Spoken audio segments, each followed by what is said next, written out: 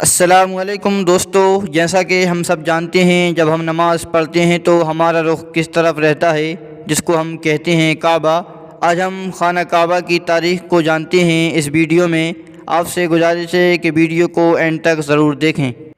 دوستو، خانہ کعبہ یا بیت اللہ مسجد الحرام کے وسط میں واقع ایک عمارت ہے جو مسلمانوں کا قبلہ ہے، جس کی طرف رخ کر کے وہ عبادت کیا کرتے ہیں۔ یہ دین اسلام کا مقدس ترین مقام ہے۔ صاحب حیثیت مسلمانوں پر زندگی میں ایک مرتبہ بیت اللہ کا حج کرنا فرض ہے۔ دوستو، بیت اللہ کی تاریخ کے بارے میں بات کی جائے تو یہ ابراہیم کا قائم کردہ بیت اللہ بغیر چھت کے ایک مستطیل نما عمارت تھی، جس کے دونوں طرف دروازے کھلے تھے جو سطح زمین کے برابر تھے، جن سے ہر خاص و عام کو گزرنے کی اجازت تھی۔ اس کی تعمیر میں 5 پہاڑوں کے پتھر استعمال ہوئے تھے، جبکہ اس کی بنیادوں میں آج بھی وہی پتھر ہیں جو ابراہیم علیہ السلام نے رکھے تھے۔ خانہ کعبے کا یہ انداز صدیوں تک رہا۔ قریش نے 604 عیسوی میں اپنے مالی مفادات کے تحفظ کے لیے اس میں تبدیلی کر دی، کیونکہ زائرین جو نظر و نیاز اندر رکھتے تھے وہ چوری ہو جاتی تھی۔ قریش نے بیت اللہ کے شمال کی طرف 3 ہاتھ جگہ چھوڑ کر عمارت کو مکعب نما یعنی کعبہ بنا دیا تھا۔ وجہ یہ بتائی جاتی ہے کہ روپیے پیسے کی کمی تھی، کیونکہ حق و حلال کی کمائی سے بیت اللہ کی تعمیر کرنی تھی، اور یہ کمائی غالباً ہر دور میں کم رہی ہے۔ لیکن انہوں نے اس پر چھت بھی ڈال دی تاکہ اوپر سے بھی محفوظ رہے۔ مغربی دروازہ بند کر دیا گیا، جبکہ مشرقی دروازے کو زمین سے اتنا اونچا کر دیا کہ صرف خاص ہی قریش کی اجازت سے اندر جا سکیں۔ اللہ کے گھر کو بڑا سا دروازہ اور تالا بھی لگا دیا گیا، جو مقتدر حلقوں کے مزاج اور سوچ کے عین مطابق تھا۔ حالانکہ حضرت محمد صلی اللہ علیہ وسلم جو اس تعمیر میں شامل تھے اور حجر اسود کو اس کی جگہ رکھنے کا مشہور زمانہ واقعہ بھی رونما ہوا تھا، کی خواہش تھی کہ بیت اللہ کو ابراہیمی تعمیر کے مطابق ہی بنایا جائے۔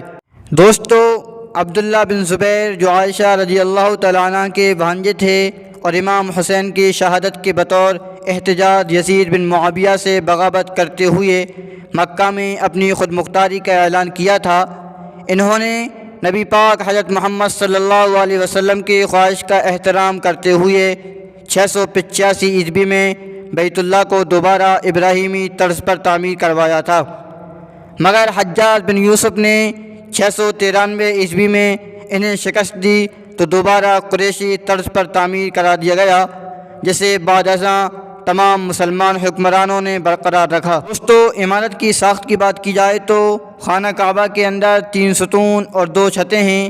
باب کعبہ کے متوازی ایک اور دروازہ تھا، دیوار میں نشان نظر آتا ہے، یہاں اللہ کے نبی حضرت محمد صلی اللہ علیہ وسلم نماز ادا کیا کرتے تھے۔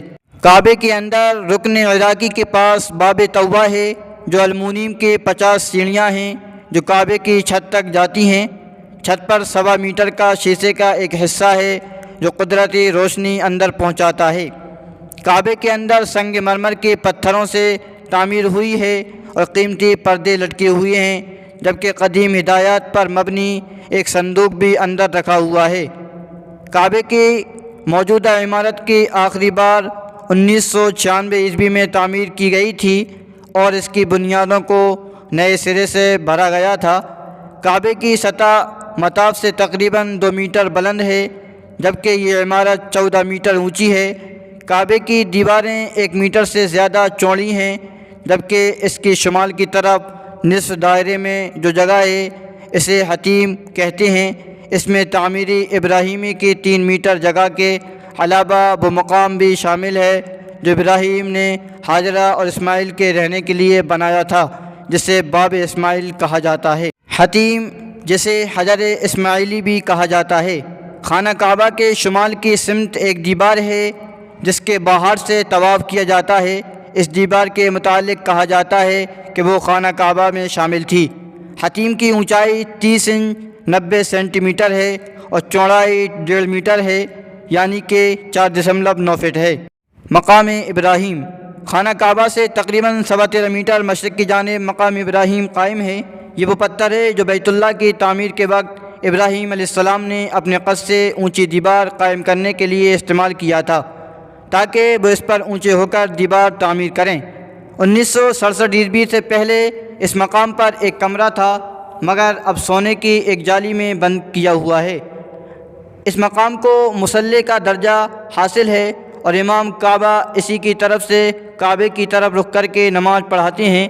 طواف کے بعد یہاں 2 رکعت نفل پڑھنے کا حکم ہے۔ حجر اسود کعبے کی جنوب مشرقی رکن پر نصب تقریباً 2.5 فٹ قطر کے چاندی میں مڑے ہوئے مختلف شکلوں کے 8 چھوٹے چھوٹے سیاہ پتھر ہیں، جن کے بارے میں اسلامی عقیدہ ہے کہ تعمیری ابراہیمی کے وقت جنت سے جبرائیل علیہ السلام لائے تھے اور بعد ازاں تعمیر قریش کے دوران میں نبی اکرم صلی اللہ علیہ وسلم نے اپنے دست مبارک سے اس جگہ نصب کیا تھا اور ایک بہت بڑے فساد سے قوم کو بچایا، جسے بعد میں چاندی میں مڑ دیا گیا۔ کعبہ شریف کا طواف بھی حجر اسود سے شروع ہوتا ہے اور ہر چکر پر اگر ممکن ہو تو حجر اسود کو بوسہ دینا چاہیے، ورنہ دور سے ہی ہاتھ کے اشارے سے بوسہ دیا جا سکتا ہے۔ حج کے دنوں میں ہر کسی کو اس مقدس پتھر کو بوسہ دینا یا استلام کرنا ممکن ہو پاتا ہے۔ کعبہ شریف میں داخل ہونے کے لیے صرف ایک دروازہ ہے جسے باب کعبہ بھی کہا جاتا ہے۔ باب کعبہ زمین یا حرم کے فرش سے 2.13 میٹر اوپر ہے۔ یہ دروازہ کعبہ شریف کے شمال مشرقی دیوار پر موجود ہے اور اس کے قریب ترین دہانے پر حجر اسود نصب ہے، جہاں سے طواف کی ابتدا کی جاتی ہے۔ 1942 عیسوی سے پہلے باب کعبہ کس نے تیار کیا اور کیسے تیار کیا، اس کا تاریخ میں زیادہ تذکرہ نہیں ملتا، تاہم 1942 عیسوی میں ابراہیم بدر نے چاندی کا بنایا تھا۔ اس کے بعد 1979 عیسوی میں ابراہیم بدر کے بیٹے احمد بن ابراہیم بدر نے خانہ کعبہ کا سنہرا دروازہ بنایا۔ یہ سنہرا دروازہ تقریباً 300 کلوگرام سونے سے تیار کیا گیا تھا۔ دوستو، رکن یمانی کی بات کی جائے تو رکن یمانی خانہ کعبہ کے جنوب مغربی کونے کو کہتے ہیں۔ محمد صلی اللہ علیہ وسلم نے فرمایا، رکن یمانی اور حجر اسود دونوں جنت کے دروازے ہیں۔ دوستو، کعبہ نام رکھنے کے بارے میں بات کی جائے تو اللہ کے نبی صلی اللہ علیہ وسلم نے ارشاد فرمایا کہ کعبے کا نام کعبہ اس لیے رکھا گیا کہ یہ دنیا کے وسط میں ہے۔ بیت اللہ کا نام حرام اس لیے رکھا گیا کہ اس کے اندر مشرکین کا داخلہ حرام ہے، اور بیت اللہ کو عتیق اس لیے کہا گیا کہ یہ غرق ہونے سے بچا تھا۔ زمزم کا کنواں مسجد حرام میں کعبے کی جنوب مشرق میں تقریباً 21 میٹر کے فاصلے پر تہ خانے میں آب زمزم کا کنواں ہے، جو ابراہیم علیہ السلام اور حاجرہ علیہ السلام کے شیر خوار بیٹے اسماعیل علیہ السلام کی پیاس بجھانے کے بہانے اللہ تعالیٰ نے تقریباً 4000 سال قبل ایک معجزے کی صورت میں مکہ مکرمہ کے بے آب و گیا ریگستان میں جاری کیا۔ دوستو، یہ تھی خانہ کعبہ کی تاریخ، یعنی کہ بیت اللہ کی تاریخ۔ اگر آپ کو ویڈیو پسند آئی ہو تو لائک، کمنٹ، شیئر ضرور کریں اور سبسکرائب کرنا نہ بھولیں۔ جلد ملیں گے نئی ویڈیو کے ساتھ انشاءاللہ۔